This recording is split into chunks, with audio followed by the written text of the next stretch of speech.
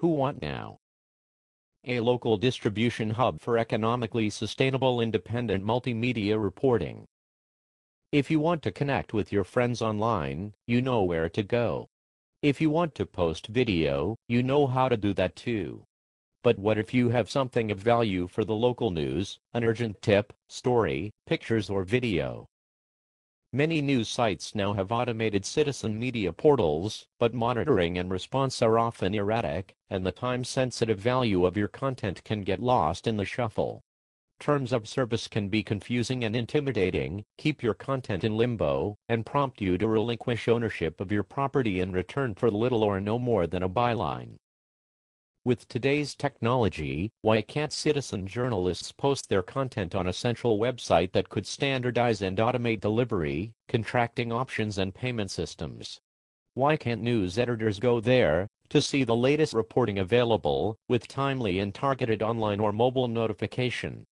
Who Want Now is an innovative project that will do all of that, and more.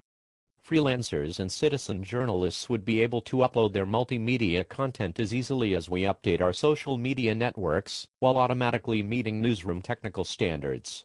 Publishers and producers would maintain online profiles with contact information for use when more interaction is needed. Everyone saves time, newsrooms save the expense of duplicated reporting, and freelancers are compensated competitively for their skills.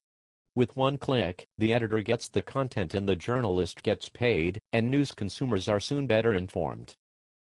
Further development could repurpose content and explore additional models of distribution and monetization. A live video platform might follow. Already, we have converged newsrooms and all-platform journalists. The time has come to stop exploiting the crowd and start collaborating, for everyone's benefit. First, Who Want Now will democratize coverage by allowing news outlets to find available content in and around Philadelphia. Previously, freelancers might have only offered their content to a single news outlet. If the other newsrooms don't know that content exists, they may never know about the story, and neither will their audiences. Next, Who Want Now would ensure that freelancers are competitively compensated and thus encouraged to pursue more reporting.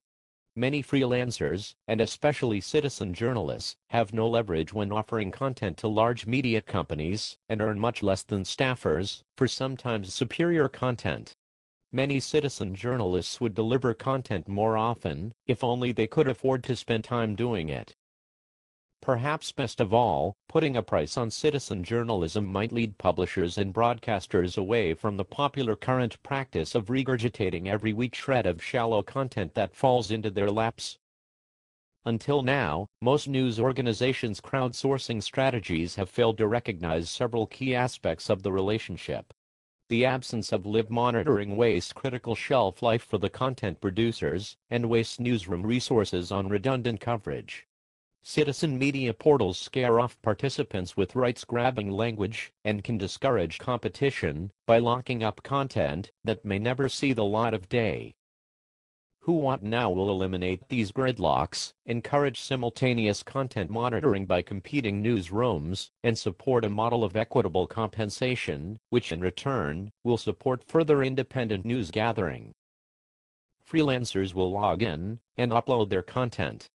Editors will then scan Who Want Now offerings and click on content to see if they'd like to purchase it. As a Pulitzer Prize-winning photographer, former online video news producer, and working at times a freelancer, staffer, and editor, this applicant has seen every facet of the relationships among news organizations and independent journalists. I know what works, what doesn't, and I know why. For my endeavors in social media news distribution during the past year, I have been recognized with awards and news coverage both locally and nationally. I have continually developed my expertise in both existing technologies and what else might be possible. Most recently, I have begun teaching convergence journalism as an assistant professor at the University of Missouri School of Journalism. I see the impediments separating a generation of journalists with unprecedented issues and the news organizations in need of their support. Last year, just after leaving my newspaper job in Philly, I became a News Challenge finalist with VidStrib, proposing a sort of YouTube for local news. This year, based on further practical research in entrepreneurial journalism and the experience of teaching the next generation of all-platform journalists, I have now transformed last year's proposal to meet the full spectrum of multimedia reporting. Back home in Philadelphia, journalism is in a crisis, with the local newspaper company in bankruptcy protection and local television stations, and just about everybody else, cutting back their services to the public. I have the vision to revolutionize the culture and the skills to implement the process, and I want to help. Additional funding will be required for expert programming, design, legal support, marketing and promotion. The independent journalism community will do the rest.